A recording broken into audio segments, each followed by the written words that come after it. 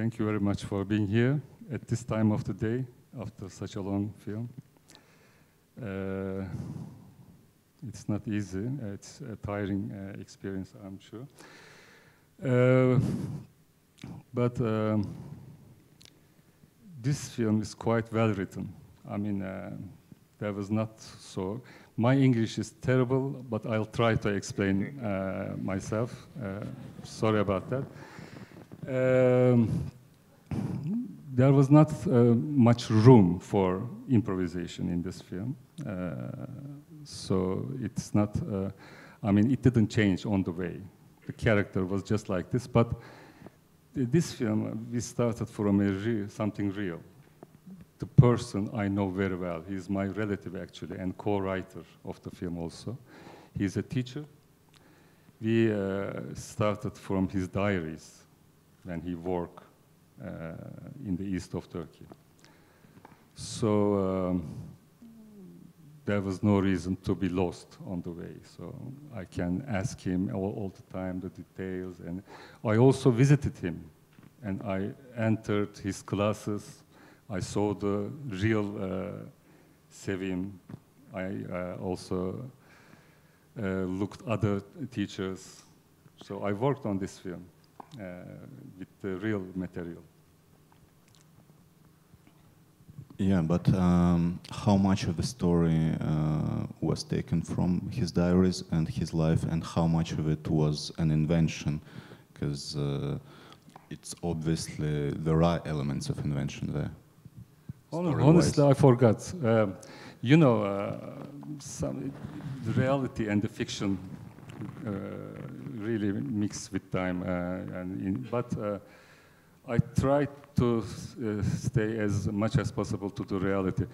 But when you begin to write, of course, there are lots of things comes into your mind. And so maybe I can say 50% fiction, 50%. But the diaries was very long, of course, and it goes on for years. And so we selected something. But the matter of abuse and the other girl, they exist also in the diaries, more or less. But we changed them, of course. They didn't leave the same things, but I could imagine the real characters anyway when I write. I know these characters, yeah. Yeah, and the decision, because as Paulo said, we have a very complex and complicated relationship with the main character, with Samet throughout the film. But in the end, you allow him, you know, this and this, well, there are two of them divided by a very short time on the screen.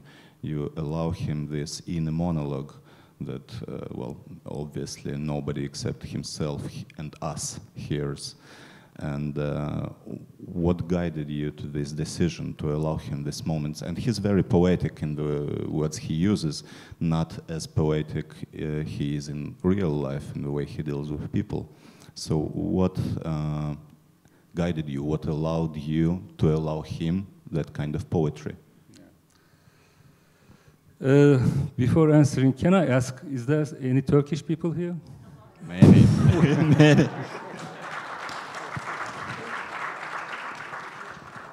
Okay, I would like to answer in Turkish, but we won't understand. But okay. Anyway, don't mind us. Yeah, yeah. You can do it. It's your audience, and yeah. We'll I forgot the question. What was it? Just remind me. What was it? The decision to put his inner monologue in the end. Monologue, yeah.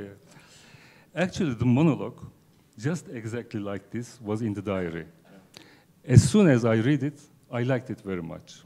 So maybe after I changed, I wanted to add something, but I wanted to save my first impression. And my first impression was I liked it very much.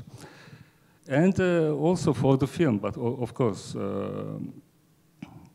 you should also think if it's good for the film or not. But I wanted to show his desire to relieve himself, to find a formulation which will relieve himself about the girl. So maybe even if he deceived himself, he tried to find a formulation which will make him better, you know, and feeling better. So this desire and this urge, I wanted to show somehow. But we don't have to believe him. Maybe he's still lying because this is possible. We do it, you know. We always search a balance in our souls, you know. So it's easy to deceive ourselves. So I think we should see this monologue like this, not a kind of explanation for the character, but what kind of things happens inside of him at this situation. But what, after this formulation, I think this formulation brings him into an even darker area, a more melancholic and more kind of.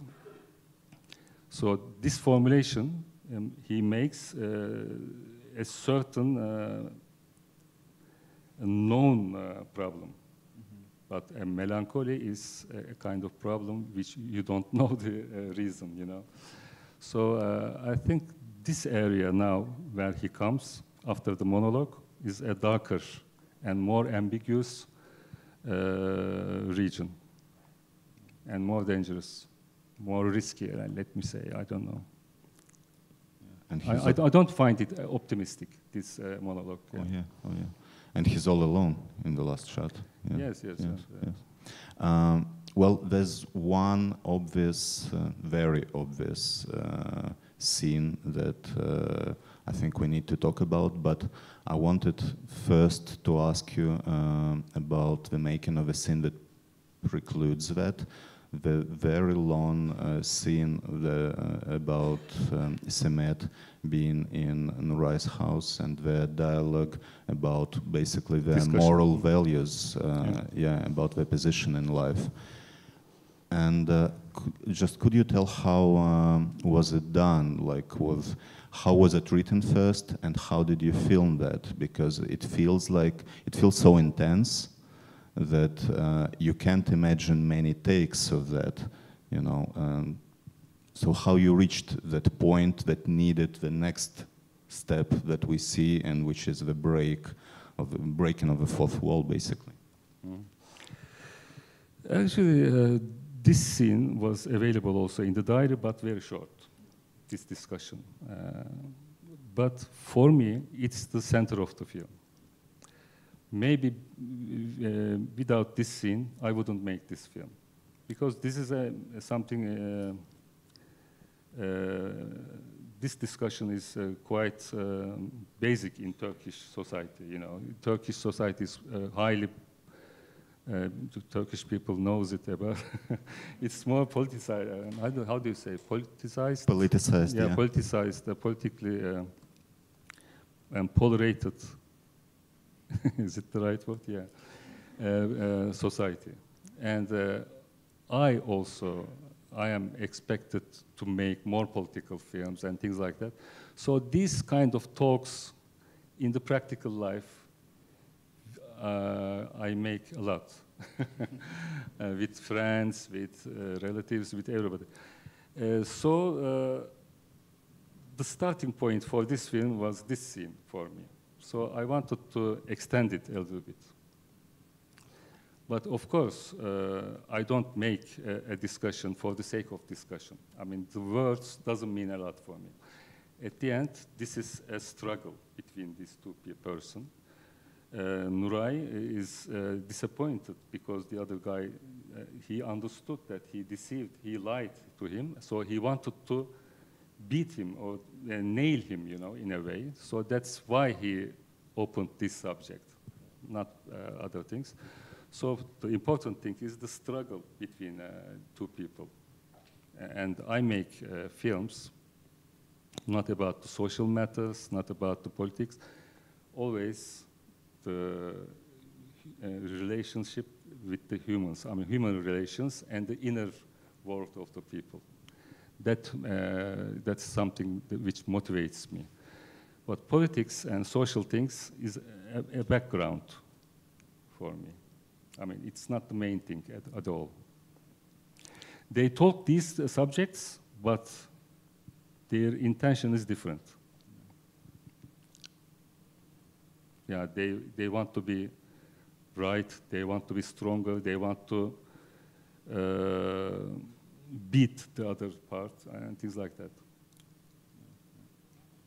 But was it difficult? Well, it was, I guess. How was it to make it happen, to film it? Yeah. Yeah, for this scene, it's very, very important for the actors to memorize all the lines very fluently. You know, that's a must. So I insisted them, please work very, very good for this scene. And without it, you cannot do anything. Because after memorizing, you can try different things. Because, and I shot them in different levels of energy and many things, and I made the scene at the end in the editing. I mean, for such scenes, it's difficult to make it work, you know, because this kind of philosophical words and literary sentences is not good for cinema. It's difficult. Cinema doesn't like this kind of talk, actually. So to make it work is even more difficult. So you have to, I had to polish it. And I spent a lot of time in the editing and in the shooting as well. Yeah. If I may ask about, well, there are two or, well, three particular shots in the dialogue scene which are, well, striking because they're filmed from different angles than all the scenes that come before that. The ones where we see, well, almost see the characters through the eyes that they see each other, but we see the, you know, the back of their heads in these shots. How did you come up with that shots? Yeah, because I tried to find a solution to change the atmosphere between them. You know, after a certain point, I mean, you discuss for hours, but it's difficult to shift to the other atmosphere. I mean, you want to kiss her or something like that, but to trigger it, it's difficult, you know. So I wanted to solve it technically. I mean, changing the atmosphere because it's not easy with the words, you know. So I tried something like this. Suddenly, the atmosphere changes, an unknown wind comes and things like that. So we feel that. I hope it works, of course, but the atmosphere change, and they are in a different state after that. That was my intention, anyway. And now let's talk about the breaking of the fourth wall that happens pretty soon after that. Yeah, actually, I don't like to talk about it. I have a theory of why you need that, but I'd prefer to hear your answer, though. And you're more interested than I am, so and it's your film. But yeah. Actually, it's not in the script. I was not sure of it, of course. You cannot be sure of such things. But in the script, when we work on the script, we are three people who wrote the script. I suggested something like this, and they opposed very strictly. And I didn't talk about it after that. I was lazy to talk about it, and I was also not sure. But in the shooting, I said to my assistant director, we will shoot something like this in different parts of the movie. And I shot in three different parts, three different fourth wall scene. And in the editing, I decided to use only this one. And its timing, also, I found it somehow harmonic with the film. And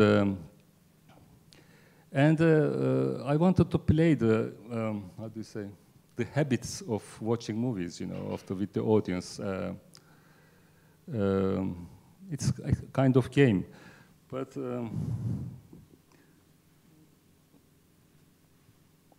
do you say in English?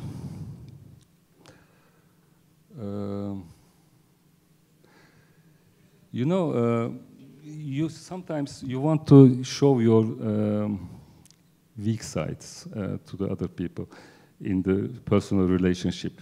You meet a girl, and after some time, you show your good sides to her. You know, it's normal.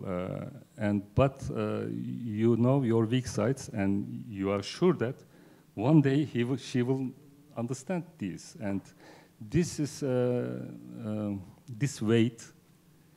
You don't want to carry it, you know, and you are trying to find a kind of time that you want to show this, and you want her to love you in spite of these weak sides. So I wanted to say to the audience, this is a film, but still, please watch it in spite of this. In spite you understand this. And don't care much about the small defects and things like that. Something like that. You ask something from the audience, and you want the audience to be to watch the film with different, not only with feelings, but also with some other organs in a way. Hoş geldiniz öncelikle, and actually thank you so much for bringing this movie specifically, because it was really sad that we couldn't watch it. It was in the cinema in Turkey, and we are very happy to see it here. Sorum öyleyse ben Türkçe sorayım, then I translate for you in English. İki sorum olacak aslında, bir tanesi az önce gelişti. Filmi izlerken ben bir cümle duydum sanki. Az önce söylediğiniz gibi hani politik film yapmıyorsunuz zaten, background'da kalıyor biraz, ama o cümle acaba bana mı öyle geldi? Tayyip gerdirme gibi bir cümle duydum ben sanki, değil mi? Öyle bir cümle var. O böyle bir background'ın parçası mı, politik background'ın? Kasıtlı mıydı? Yok ya, o neyse. So First translate. There is a Tayyip. You translate this question, please. Yeah. So there was a sentence in the film, because he said that he doesn't do politic films, but it's in the background, right? So one sentence that I heard in the film was, Tayyip, don't stretch. Don't stretch. Yeah, don't stretch Tayyip like in a nervous way. So I asked if this has to do anything with this political background. No. I don't like this kind of symbolizing. Actually, the real name of the child was really Tayyip. Really, that's true. We decided at the beginning we will use the real names of all the children for practical reasons. So at that time, but the name of the children is the same with the president. What can I do? But there is no any other intention. Yeah. Okay. My second question is, you started making films with your environment. You used your parents, your relatives to film in the beginning of your director career, and now you are working with really great actors, actually. I want to ask the difficult parts of directing experience of your beginning of this career, and right now you can answer actually right about this film, the difficult parts of working right now in your experience of director. You know, I used to write my first movies according to that. I mean, if you know that you will work with amateurs, you write in that way, you know. But my last films has lots of dialogues, and I don't want them to be changed. So with the amateurs, it's not possible. Because if you work with the amateurs, you should allow them to change the lines according to his way.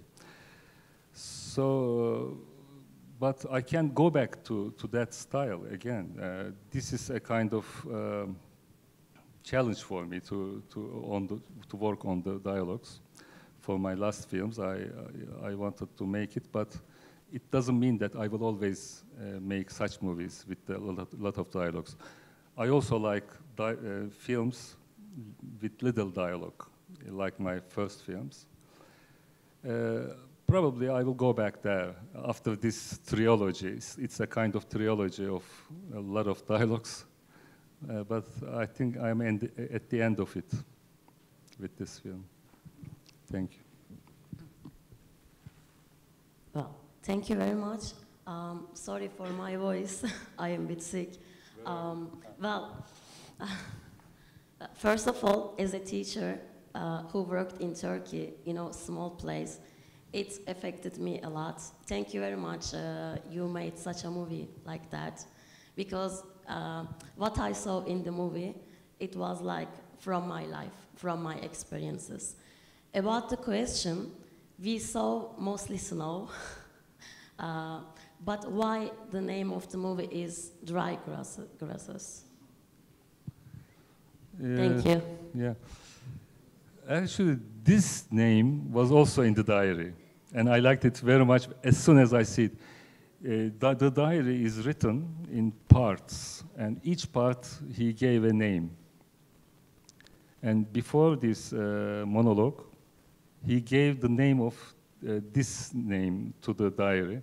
As soon as I see it and read the monologue, I liked this also, and I wanted to save it. I didn't want to change it at all. And also at the end of the film, within the monologue, we hear what does he mean with the dry grasses. So I thought it's still suitable with the latest editing of the film. Many people didn't like the name, but I like it somehow. English translation, I'm not sure. Maybe it could be off dry grasses. Maybe it's more suitable. I don't know. Like of mice and men. Yeah. Thank you very much for the festival committee to bring this film to here. Okay. Film to Portugal. So it was a great pleasure to watch the film. I watched all your films in cinema, but this time I was not sure that I would be able to watch it in cinema because I'm in Portugal and the film was in Turkey. I was not there. So thanks a lot for that. And secondly, I want to ask the question in Turkish and then I will translate it.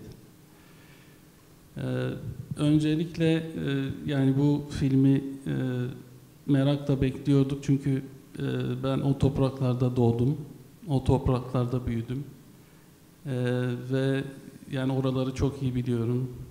15 yaşına kadar Erzurum'daydım ve yani direkt işte Karayazı'ya yakın Hınıs ilçesinde doğdum. Buradaki yani kar tipi, zorluklar bunları bizzat yaşamış biri olarak sonrasında da üniversiteden sonra 3 yıl boyunca burada tutsak kalmış, çıkamamış birisi olarak çok iyi yansıttığınızı söylemek istiyorum. Yani bu duyguları, bu coğrafyayı çok iyi yansıttığınızı söylemek istiyorum. Özellikle bu kar tipi bunları sinemada göstermek oldukça zor. Ama bunları bizzat yaşamış biri olarak bunu gerçekten hissettiğimi söylemek istiyorum. Bu anlamda sizi tekrar tebrik ediyorum. İki sorum olacak. Birincisi aslında biraz yani daha öncelerden de merak ettiğim bir şeydi, yani direkt filmle ilgili değil. Biliyorsunuz Abbas Kiarostami yabancılarla birçok film çekti kariyerinin son dönemlerinde. Böyle bir düşünceniz ya da bir planınız var mı? İkinci sorum ise biraz daha güncel bir konu. Şu anda yapay zekanın oldukça yoğun bir şekilde hayatımıza girdiğini günlerden geçiyoruz. Ve yani hayatımızı değiştirmeye başladı. Çok daha da değiştireceğini biliyoruz. Ben bu anlamda da bizzat içerisinde olduğum, sürekli çalıştığım bir alan olduğu için de iyi biliyorum. Bunun sinemayı nasıl değiştireceği hakkında fikirlerinizi merak ediyorum. Ayrıca insan yaşantısını da çok değiştirecek. The question is, you know, Abbas Kiarostami take films with foreigners in different countries. I am wondering if you also have a plan to do something like that. And the second question is, AI is changing our lives. I am also working on this subject, and I am interested in to see what do you think about it and how it will affect the cinema. Okay. I don't have plans to make films outside. There are offers, but you know, the details and the nuances of the cultures is our language. We use them, you know, in the cinema, and I don't know it very well in other cultures. When I come to Portugal, I look at the people and I don't understand if they are coming from which village they came and which part of. You need the details, you know, and it's difficult for my type of cinema, of course. For some, if you are making a genre movie, maybe it's not so important. So I don't have intention. But in case I have to, then I do. But I don't have to now. And the second question, AI, of course, will change cinema and everything. And you know, there are strikes now in Hollywood and because of the AI. I'm sure it will change a lot, our lives and the cinema, but I don't really know in what way. It's very complicated subject.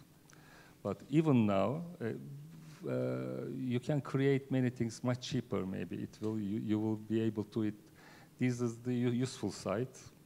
Even the scripts, people ask, you know, ChatGPT about the script, some ideas and things like that.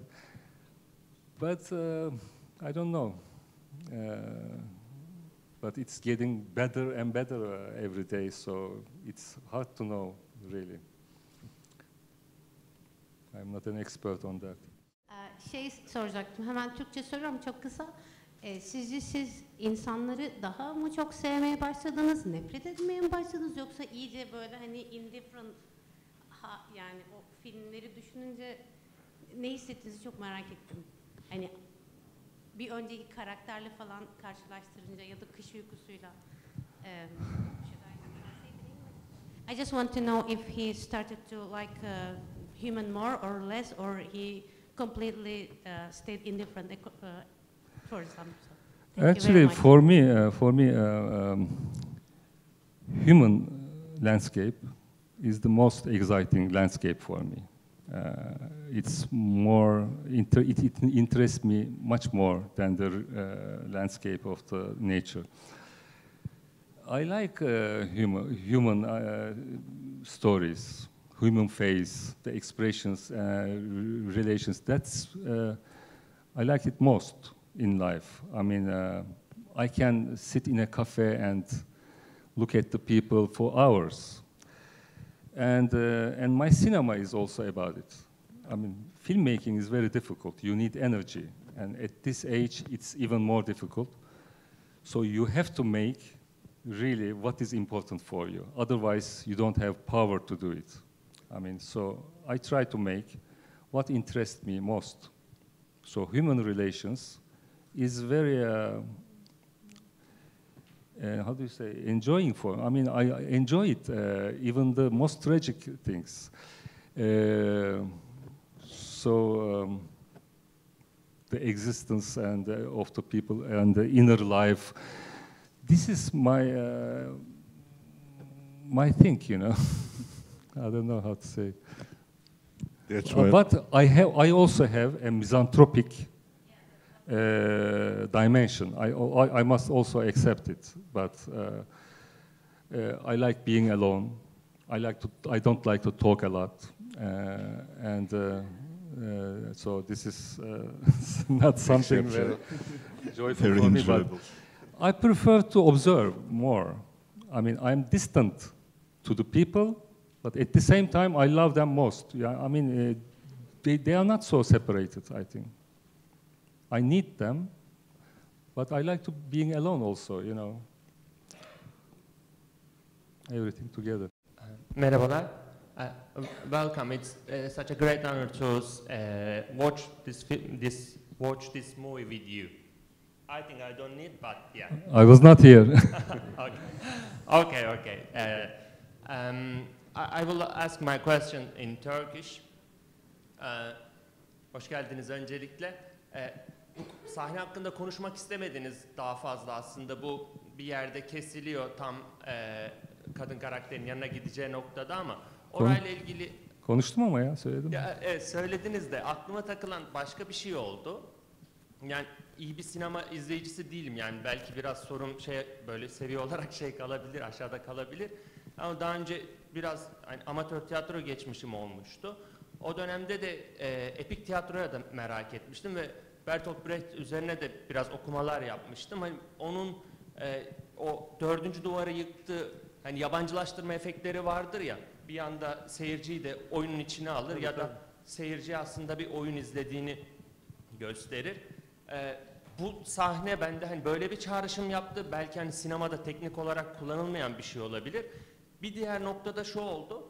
Zaten bugüne kadar yaptığınız bütün filmler hep insan temelliydi. Hep insan ilişkileri üzerineydi. Bu aile içi olabilir ya da hani bir mahallenin ya da bir şeyin insan üzerine etkisi olabilir. Hep çok katmanlı filmlerdi.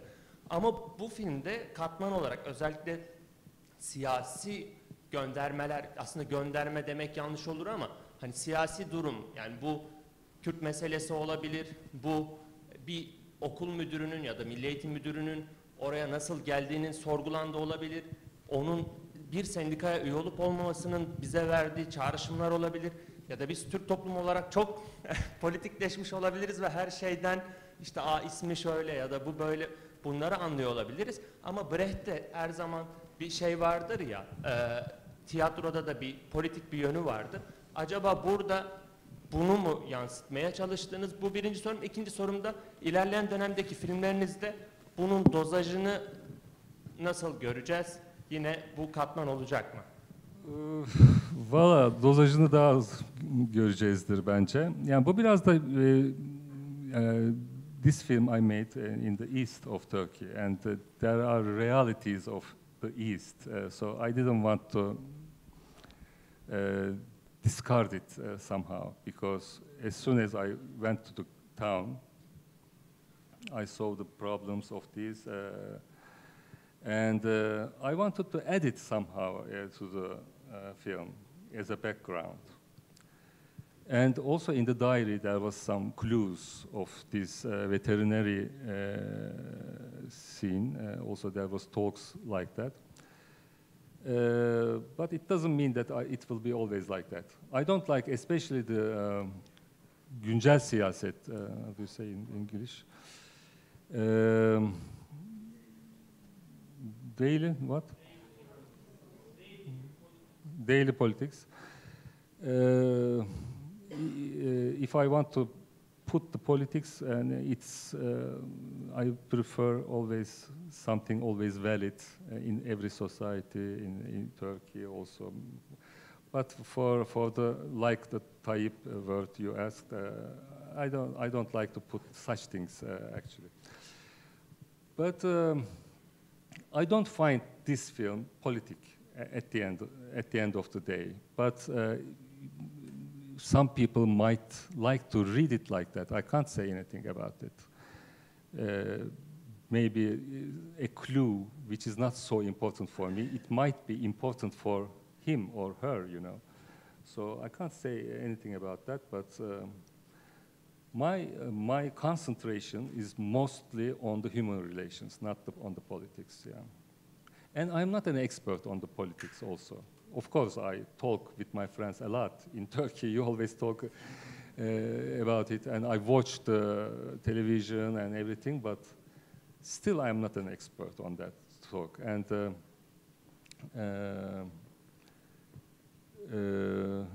I don't like to make films about the things that I know very well. Filmmaking is a kind of search for me also. I'm making films about the things that I don't know very well, something about ambiguous things.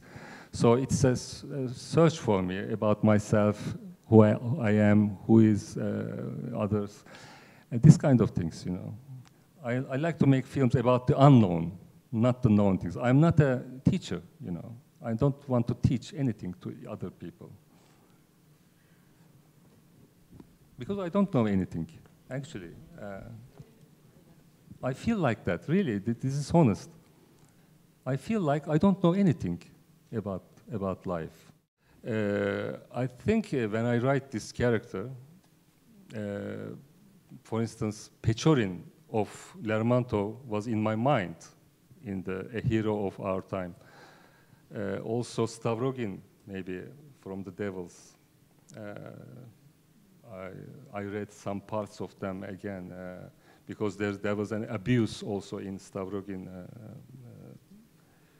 part, so I wanted to be very careful about the abuse thing in this film also. But in this film, the abuse thing was happened also in the real life. But of course, I cannot know the details. You know, I ask questions many times, but everybody can lie. I don't know. So I had to imagine, of course. So I tried to create a kind of balance. And of course, I didn't want the film is only talked of abuse matter. Also, I wanted it to be a side thing also, not the main thing. But in Devils, this abuse thing is in much more strong way. There is a Stavrogin thing. I think mostly, and maybe some from the Stranger of Camus, maybe I also thought of it. But mostly, it's Pechorin and Stavrogin was always in my mind when I write.